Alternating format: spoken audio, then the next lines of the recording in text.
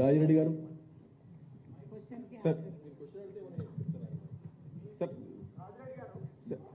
Sir లొంగిపోయిన ముగ్గురు ఒక్క నిమిషం క్వశ్చన్ అడుగుతున్నాడు. ఇక్కడ అయిన తర్వాత అడుగుతాం.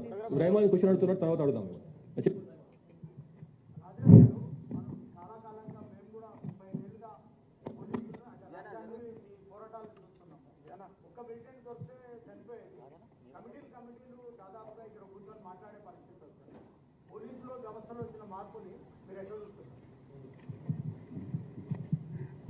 ముందైతే ఒక మన ముఖ్యమంత్రి ప్రకటించినటువంటి ప్లాను, తర్వాత మన డీజీపీ గారు, ఇతర పోలీసు అధికారులు చేస్తున్నటువంటి కృషి, ఈ సందర్భంగా నేను వాళ్ళందరికీ కూడా నా నమస్కారాలు, నా శుభాకాంక్షలు కూడా తెలియజేస్తున్నాను. అయితే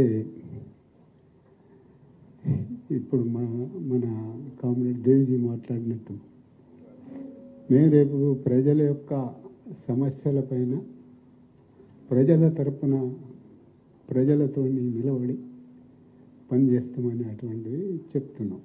అయితే ప్రజాస్వామిక పద్ధతుల్లో అనుకున్నప్పుడు వేరే పార్లమెంటరీ సిస్టంలోకి పోవాలనేటువంటిది మా ఉద్దేశం అయితే కాదు.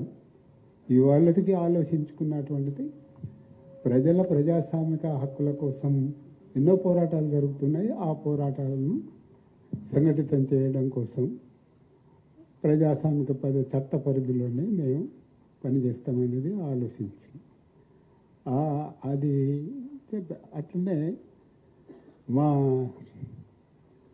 మేము ఇంతకాలం ఏదైతే రాజకీయాలు సిద్ధాంతాలు చెప్తూ సంఘటితపరిచినామో ఆ అవగాహన మా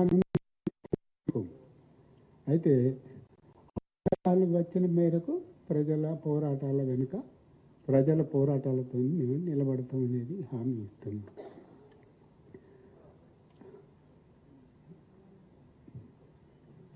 అంతే. మీ అందరికీ కూడా ముందే చెప్పాల్సిందే, ఈ మీడియా మీడియా మీడియా వారందరికీ కూడా మా నమస్కారాలు తెలియజేస్తున్నాం. మీకు హిందీ వస్తుందా లేకపోతే తెలుగు? హిందీ వస్తుందా? హింदी ओके। आपसे जानना चाह रहे थे, जब आप जो है इस नक्सल मूवमेंट में आए थे, उस वक्त में जो वजह थी, क्या आज भी वैसी ही वजह दिख रही है जनता में, या फिर आपको लगता है कि बदलाव आया है तो इसीलिए आप भी लीगली जो है लोगों के बीच में रहकर लड़ने के लिए तैयार हुए हैं? क्या बदलाव दिख रहा है?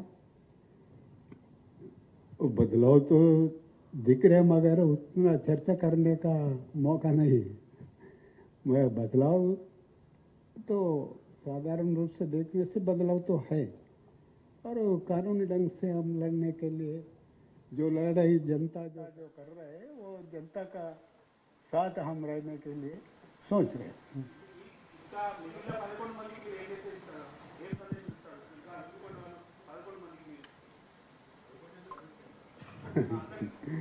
దేవి గారు అంటే చెప్తాను, ఇంకేమైనా అడిగితే అవన్నీ కలిపి ఒకటే మాట్లాడారు. సార్ ఇక్కడ సార్ రాజిరెడ్డి గారు, మావోయిస్టు ఉద్యమం ముగిసినట్టేనా? సగమేక మావోయిస్టు ఉద్యమం అని అంటే మావోయిజము ఎప్పుడూ ముగియదు. ఈ ప్రపంచవ్యాప్తంగా అది అభివృద్ధి చెందుతూనే ఉంటుంది.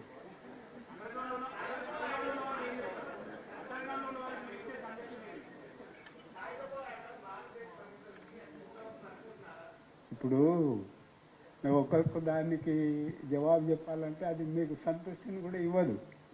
ఎందుకంటే సాయుధ పోరాటం ముగిసిందా అంటే ముగిసింది అనేది చెప్పినా, లేదా అది రేపు మళ్ళీ తిరిగి తలెత్తుతుందని చెప్పినా కూడా దానికి సంతృప్తి ఎవరు పడదు కదా. అందుకోసం ఒకటి మీ అందరికీ నా విజ్ఞప్తి ఏంటంటే మేము ఇక్కడి నుంచి పోయిన తర్వాత మా అడ్రస్ మీకు తెలియకుంటే ఉండదు. మీకు ఏం కావాలనుకున్నా కూడా మాతోని వచ్చి కూర్చుండి రోజంతా కూర్చుండి కూడా మీకు కావలసిన ప్రశ్నలకు జవాబులు తీసుకొని మీరు మీడియాలో ప్రచురించవచ్చు.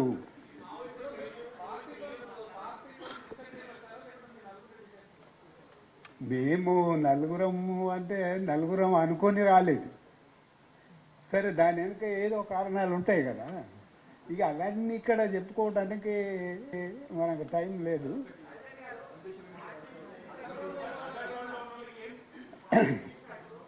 ఇప్పుడు అయితే మన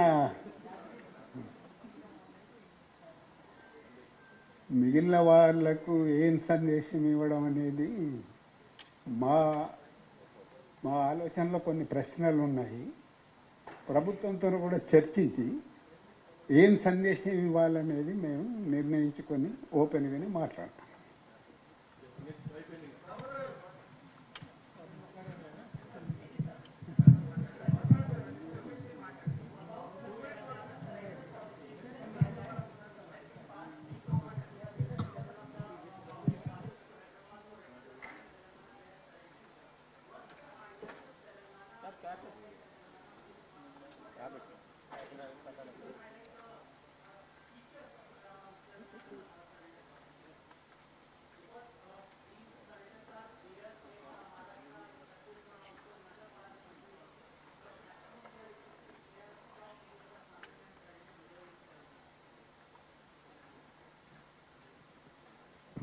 This policy is a time-tested one.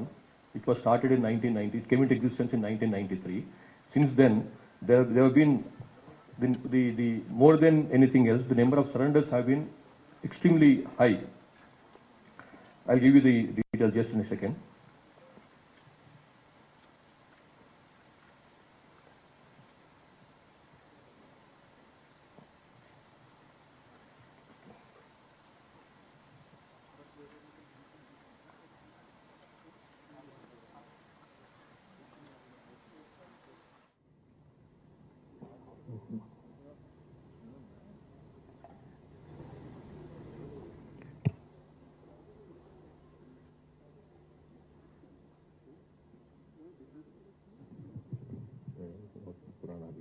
तो इसमें since this is a time tested one and all the whatever the promises made or assurances given by the government to the extent possible we are keeping them. All those surrendered cadres who deserve to be rehabilitated, they are being rehabilitated, whether in the form of giving land or in the form of cash, in the form of education. If they want, somebody wants to pursue education, or somebody wants to do some specialized trade, if they want to pursue that, we are providing them. In fact, I think sometime back, even 25 years ago, I think 1 or 2 people who had pursued their engineering also, if I'm not wrong, about 25-30 years ago. So that kind of system is set, and that kind of confidence is there among the surrendered cadres who want to come out and surrender. That government will take care of them. And as far as the cases are concerned, criminal cases are concerned, the government will go sympathetically on them. They don't want to harass them by putting cases on them. In the last few years, in the sense from the day this came into existence, the number of surrenders have been 5,865 only in Telangana state. I'm talking about. That itself shows the effectiveness of this. That includes the top cadre till the last Dalam member. So this itself shows that, and then that the people who died in exchange software are much less than the people who were rehabilitated when they surrendered. So this is a huge. This is a great attraction as far as Telangana surrender policy is concerned. And it is not just surrender; it's a rehabilitation and relief package. It's not just surrender policy, right? So that's the reason why I think people are coming in hordes to surrender to the Telangana government. అది చెప్తాం ఇంకా మా దగ్గర ఇంకా రాలేదు, ఇంకా వచ్చినప్పుడు చెప్తాను. Yes, Sankoch.